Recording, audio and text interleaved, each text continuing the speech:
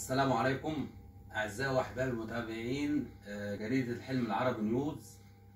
النهاردة في لقاء شيق مع الفنان الكبير والنجم الكاركتر الفنان حسن الهلالي. اهلا بيك استاذ امين، الاعلام الجميل المحترم اللي انا بتشرف بيه. ربنا يخليك يا فندم. ممكن تكلمنا عن اعمال كده جديده ليك يا استاذ حسن؟ اخر حاجه انا عاملها، اللهم صل على حضره النبي، اشتغلت مع الاستاذ يزن الاسمر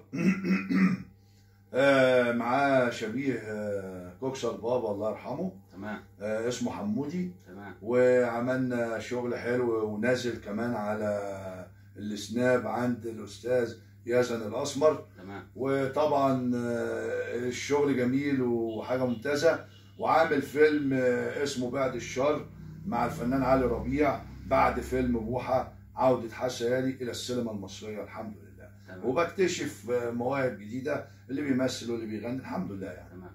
ده انت حضرتك كمان مش فنان، ده انت كمان داخل في مجال الاخراج. الاخراج. في الاخراج ما شاء الله يعني. والافكار، بعمل افكار كوميديه، بعمل افكار مسلسله، افكار افلام قصيره. دي موهبه من عند ربنا، ربنا اداها لي الحمد لله. وكمان الاغاني ومطرب كمان وبغني وبتشرف وبتشرف بيك.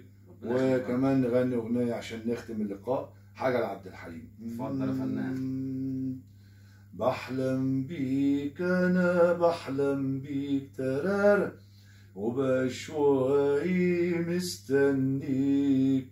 إما سألتش فيا يبقى كفاية عليا، وما سألتش فيا يبقى كفاية عليا.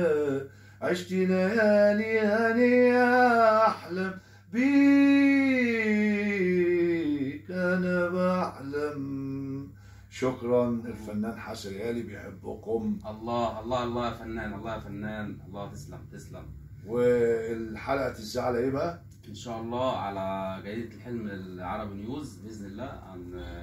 هنتنشر وتذاع باذن الله. طبعا تابعوا جريدة العربي نيوز، الحلم العربي نيوز. الحلم العربي نيوز مع الاعلامي امين ابو الوفا.